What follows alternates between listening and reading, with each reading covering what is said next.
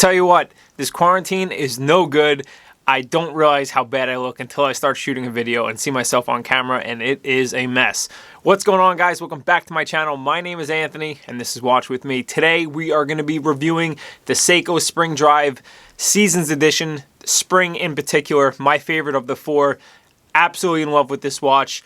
I personally think Seiko makes the nicest dials in the watch industry under $10,000. I dare you to argue with me. Go ahead and leave a comment down below on a better looking dial that has more texture than the one we're about to review. Before we get into that, of course, a wristwatch check. I haven't done that in a while. Wearing my Rolex Daytona. This is the 16528. I actually haven't worn this watch in a really long time. I've been wearing my Rolex Submariner like non-stop lately, and I decided to throw this on. And yeah, it's a sick watch. I love it. Probably my favorite in my collection. I don't wear it that much because I am just sitting in the house quarantining right now, so I don't find the need to wear a solid gold watch, but then I throw it on and realize, yeah, I should wear it more because it's pretty badass. Enough of my watch. Let's get into the review. So, the worst part about Grand Seikos is the naming, and this is the SBGA 413. As I said, this is part of the Seasons collection. Grand Seiko released 4 different watches, one for each season. I did do a review of the summer edition. Link down below to that video. You can go ahead and check that out if you like. This one is the spring version, and it is a spring drive, where the one I reviewed in the past was actually just an automatic. So this one is sensational. Quick overview of the watch. 40 millimeters, 12.8 millimeters thick, sapphire crystal, and this watch happens to be in titanium.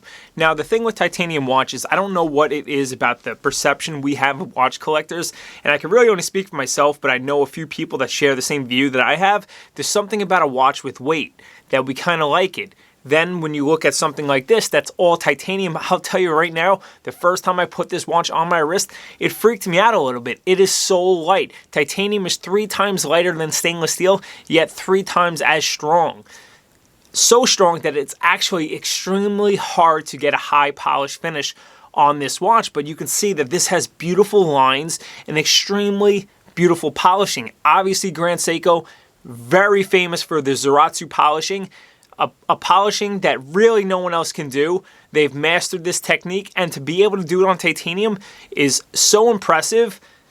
Another reason why this watch is spectacular. Now, in terms of the movement, obviously a spring drive movement. The thing I love so much about the watch is obviously the way the seconds hand just sweeps so smoothly. And that's obviously has to do with the quartz crystal that's inside the watch. This watch is not a battery powered watch, but it does have a quartz crystal. It runs off the motion of your wrist. It has an oscillating weight. The quartz crystal just regulates the hands and allows it to keep better accuracy. This watch keeps up to 15 seconds plus or minus for the month.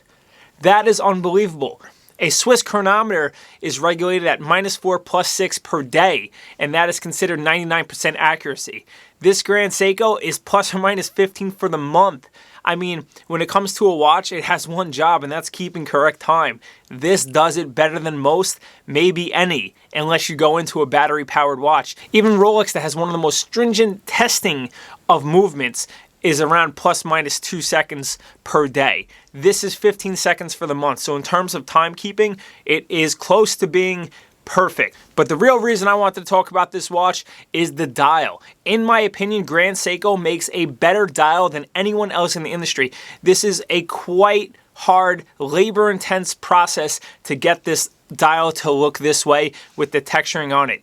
It is done in multiple layers with multiple finishings to get it to look like this. Obviously, the first Grand Seiko Snowflake that came out was a white dial, and in the Seasons collection, they have the winter, which is a very dark gray, but this one in particular is spring. Very faint light pink dial, which I absolutely love. Obviously, the pink dial is paying homage to the cherry blossom that Japan is so famous for. Spring is the start of life, and I think the pink dial pairs so perfectly with that and really represents what spring is all about, especially with the cherry blossoms and the way that they say that it falls and floats onto the water. It's just, you really get that emotional feel when you're looking at this dial.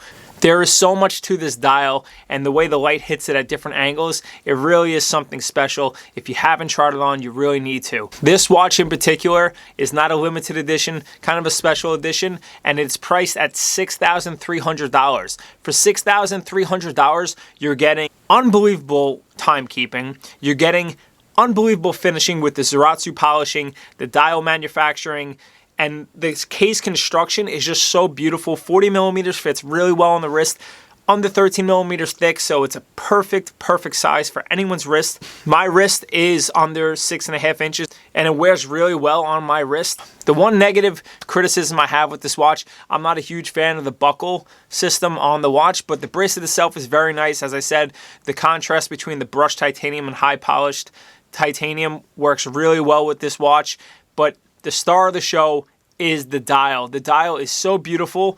I would love to know, leave a comment down below, guys. What is your favorite snowflake? Is it the all white? Is it the winter edition that's gray? Is it the spring that we're talking about today with the light pink? Or they even came out with like a baby blue version, which was one of my favorites till the spring came out. I would love to know down below. Let me know. The reason why Grand Seiko is really making a big splash in the US is because I don't think for the dollar you can really get a better watch. People are so hung up on Swiss watchmaking that they tend to forget about all the other countries in the world that produce amazing watches, like obviously Japan or even Germany. But Grand Seiko is absolutely killing it. This is one of the nicest watches, under $10,000 in my opinion. I would love to know down below what you guys think of this watch. I really love it. Of all four, as I said many times, this is my favorite, but I will say I would prefer this to be in stainless steel. I like a bit of a heavier watch, but the titanium is really something special, and I think I could get used to the fact of wearing something and not feeling like it's on my wrist. I think that's something that I could enjoy, but I would love to know your thoughts on that as well. And that is it, guys. Thank you so much for watching. If you haven't already, don't forget to smash that thumbs up. Lets me know that you're enjoying the content. And also, like always, don't forget to subscribe. We just hit 1,000 subs. Very cool. I just gave away a Seiko at 5,000. We're going to do another giveaway, so stay tuned for that. Maybe we'll hit it pretty quick. I'm crossing my fingers for that one. But that's it, guys. Until next time, take it easy.